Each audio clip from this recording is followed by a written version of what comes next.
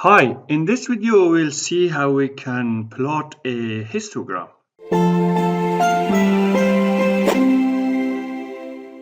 A histogram is a graphical technique used to visualize the distribution of the data collected on quantitative variables.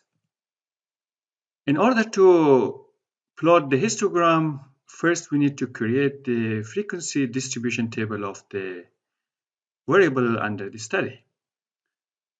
As an example, consider the frequency distribution table of the height of all 25 students in the class.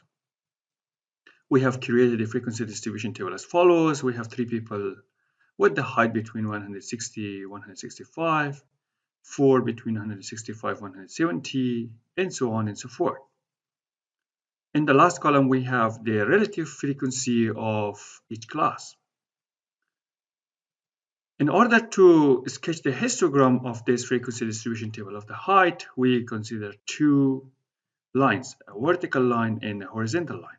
On the horizontal line, we consider the height of the students. On the vertical line, we consider the frequency, which can be either the absolute frequency or the relative frequency. Limits are 160, 165, 170, 175, 180, and more than 180. The frequency of the first class is 3, therefore the height of the bar for the first class is 3. The second one is 4, therefore the height is 4 units. For the next class, we have the frequency of 10, therefore the height is 10 units. For the fourth class, we have the height of 5 units. And for the last class, which is a height of more than 180 centimeters, we have 3. This is the histogram of students' height, which shows how the height of students is distributed in the population of students in the statistics class. Obviously, we can see that the majority of students, or the peak of the distribution, is somewhere between 170 and 175, followed by the 175 to 180. In the next example, consider the frequency distribution table of monthly income of 100 randomly selected families living in a village. Less than 10,000 per month, 20 families among these 100 randomly selected families, 30 between 10 and 20, 25 families between 20 and 30, 15 families between 30 and 40, and 10 families more than 40,000 per month.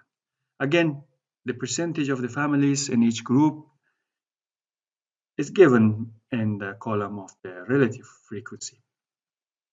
Like the previous example, we consider two lines. The horizontal line is for the monthly income, the vertical line is for the frequency, which can be either the absolute frequency or the relative frequency, but for this particular example, we consider the relative frequency.